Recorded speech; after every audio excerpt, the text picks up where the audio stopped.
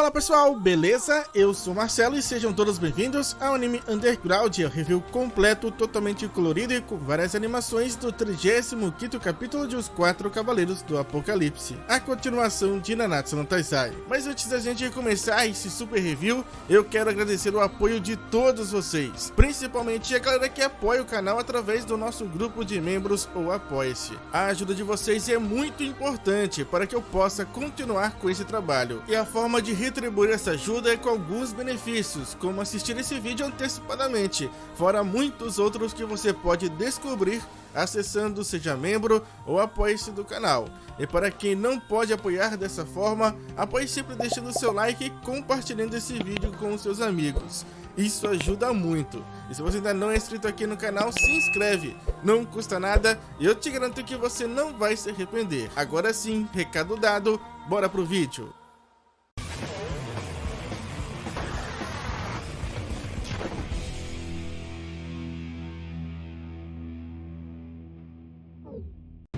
Os Quatro Cavaleiros do Apocalipse, capítulo 35, Uma Investida do Mal. E após destruir o totem, Annie fica extremamente chocada ao enxergar finalmente a realidade daquele local. A garota não conseguia acreditar que todos aqueles aldeões eram na verdade monstros gigantes e aterrorizantes. E apavorados, Annie e Sivan correm para o mais longe possível daqueles monstros. Em desespero, a garota grita dizendo que não pode morrer ainda, pelo menos não antes de se tornar uma cavaleira sagrada. E Annie grita também pelos nomes de Percival e Donnie. Ela espera que depois de tudo isso, eles pelo menos estejam bem. E se pergunta o que afinal o Sim está fazendo. Mas naquele instante, alguém chama pelo seu nome. Annie e Sivan imediatamente param a reconhecer aquela voz que era de Percival. A garota começa a olhar para um lado e para o outro perguntando onde ele estava, até que o mesmo diz: "Atrás de você, Annie. Donnie e Nassins também estão comigo." Annie então já se vira com os olhos cheios de lágrimas, como se estivesse aliviada por todos estarem bem. Porém, a visão que ela tem não era bem o que ela esperava. Nassins, Donnie e Percival sendo carregados por um daqueles monstros aterrorizantes. E Annie então começa a berrar feito uma louca, brandindo sua espada pra lá e pra cá, literalmente em todas as direções, enquanto dizia: "Seu monstro asqueroso, solte meus amigos agora mesmo. Se você comê-los, eu irei fazer você pagar por isso." E Donnie e Nassins até que entendem. Eles não culpam a garota por ela estar naquele estado. E o Percival, por sua vez, pede para Annie não se preocupar, dizendo: "Annie, escute, esse aqui é o Doucomonte, e ele é o nosso amigo." E a garota fica sem reação, tentando entender, assimilar para qual realidade do multiverso ela tinha ido parar. Mas um certo tempo depois, tudo é explicado e Annie, apesar do susto, passa bem. Nassins revela que também nunca viu nada como isso antes. E Donnie comenta dizendo que apesar das aparências, eles são bem legais. No entanto, a maior surpresa do dia era o Percival. O garoto conseguiu aprender totalmente aquela estranha linguagem. Ele estava muito feliz, contando para o seu novo grande amigo que se ele fosse grandão como ele, ninguém mais iria chamá-lo de pirralho. No entanto, diante daquele novo cenário, eles começam a questionar o motivo deles terem ido até ali afinal. Mas Annie lembra que provavelmente ao destruir o totem, ela quebrou o feitiço que os fazia parecer humanos. Entretanto, alguém surge dizendo que não foi somente isso, pois destruir o totem também os deixou expostos, permitindo a invasão do inimigo. Quem disse isso foi o ancião, que demonstrava estar bastante preocupado com aquela situação. E Annie novamente se assusta, questionando quem era aquele homem.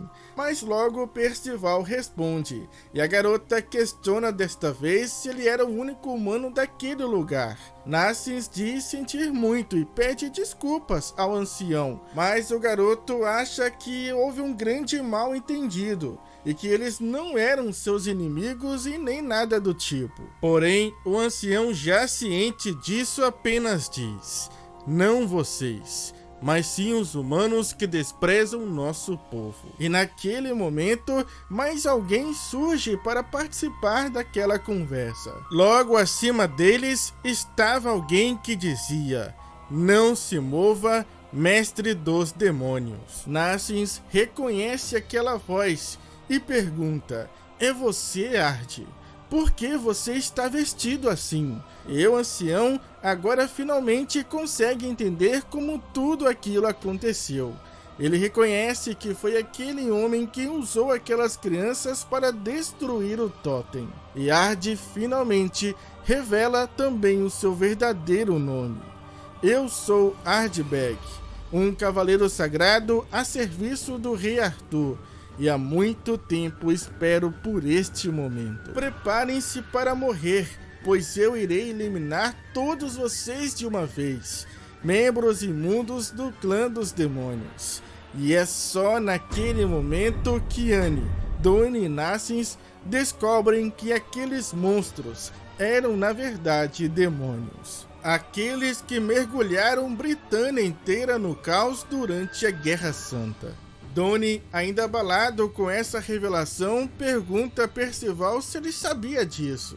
E o garoto responde que sim, pois o Doucomonte havia dito para ele um minuto atrás. Porém, o ancião conta que os demônios daquele vilarejo fugiram do seu clã, depois de se recusarem a lutar naquela guerra. Entretanto, para Ardbeg isso não importava, pois não mudava o fato deles serem ainda demônios, e que ele não fazia ideia de quantos humanos foram sacrificados naquela Guerra Santa há 16 anos atrás. E enquanto ele usava sua mão para retirar algo que estava por debaixo do seu manto, ele dizia: mas tudo bem, pois em breve vocês irão descobrir. Naquele instante, o ancião fica espantado ao ver aquele objeto nas mãos de Ardbeg. Um cristal que emanava um brilho intenso. E Ardbeg, segurando aquilo no alto, começa a recitar um estranho feitiço. E de repente, todos são envolvidos por um intenso clarão. E cada um daqueles demônios começam a ser sugados por aquele objeto, incluindo Doucomonte, que segurava o Percival em suas mãos. Em poucos segundos, todos os demônios desapareceram completamente do vilarejo. Ninguém consegue entender o que aconteceu, como todos aqueles demônios sumiram num piscar de olhos após aquele cristal brilhar. No entanto, Ardbeg explica. O cavaleiro diz que aquele objeto é o Ambar dos 4 Arcanjos, uma ferramenta utilizada para os selamentos dos demônios, e que ele tem a capacidade de selar uma quantidade muito maior de demônios comparado ao Ambar das Deusas. E nós vemos Percival caído diante dos seus pés, ainda confuso. O garoto, preocupado, pergunta onde está o seu amigo Doucomonte, mas Ardbeg, acreditando que Percival estava em perigo, diz que ele não precisa ter mais medo, pois o demônio que quase o esmagou até a morte agora estava dentro daquele cristal. Porém, ao olhar diretamente para Percival, Ardbeg percebe um garoto com cabelos verdes que parecem asas de um pássaro, e preso em suas costas o punho do dragão, aquele que Ironside disse que tomaram dele. Com todas essas características, você só pode ser um dos 4 cavaleiros do Apocalipse. Entretanto, Percival estava muito bravo por Ardbeg ter feito aquilo com seu amigo Doucomonte e também com todos os outros, que eram, segundo ele, boas pessoas. Mas o cavaleiro não consegue entender como Percival pode dizer que um demônio é uma boa pessoa. E pior, ainda chamá-lo de amigo. Neste instante, sem hesitar, Ardbeg ataca ferozmente Percival, mas o garoto, usando sua espada, bloqueia aquele ataque. Todos ficam preocupados com Percival, mas o garoto resiste à pressão daquele golpe. Ardbeg comenta que a profecia de fato estava correta, pois ao fazer amizade com os demônios, Percival só prova que ele está destinado a destruir o mundo. E Ard promete que pelo mundo ideal que seu Lorde Arthur prevê e por todos aqueles que não conseguiram sobreviver, ele irá garantir a sua morte. Porém, na tentativa de impedir Ard de continuar, Anne grita para o cavaleiro dizendo que Percival é um companheiro importante para eles. Mas o mesmo apenas pede para que ambos saiam daquele lugar silenciosamente, pois aquilo não era mais da conta deles. Mas Anne se recusa, gritando que não irá sair dali e que não irá ficar quieta vendo seu amigo morrer. Nassins também tenta conversar com Ard, pedindo para que ele pelo menos escute o outro lado da história também. O herbalista conta que eles foram torturados por um dos seus colegas cavaleiros e que foi graças a Percival que eles foram salvos. Para Nassins, Anne e todos os outros, Percival era sem dúvidas um herói. E por um momento, Ard fica impactado por ouvir aquilo. Mas para Percival, somente uma única coisa importava: que ele dê para ele o cristal e traga todos de volta. Porém, o cavaleiro ordena que ele fique quieto, e aplicando um pouco mais de força, ele consegue lançar Percival para trás. E disposto a fazer tudo o que fosse necessário para eliminar todas as ameaças, Ard então ordena: Cernunnos, acabe com o Cavaleiro da Profecia de uma vez por todas. Os demônios foram aprisionados pelos ideais de Arthur. Para salvá-los, Percival precisa não só provar que a profecia está errada, mas como também derrotar uma criatura mitológica. Continua no próximo capítulo, intitulado A Fera Mística de Cernunnos.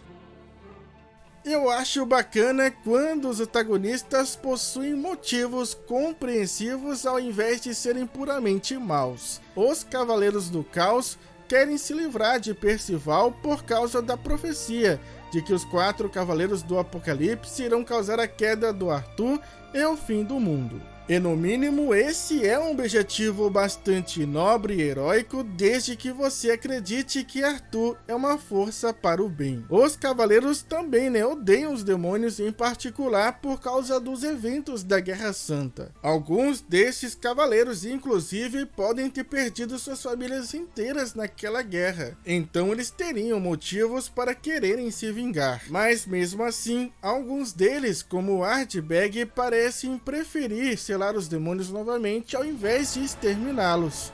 Agora, em relação ao ódio dos cavaleiros pelos outros clãs não humanos, é mais questionável. Eles poderiam até argumentar que odiavam as deusas por causa de seus métodos manipuladores e do papel da divindade suprema em perpetuar a Guerra Santa.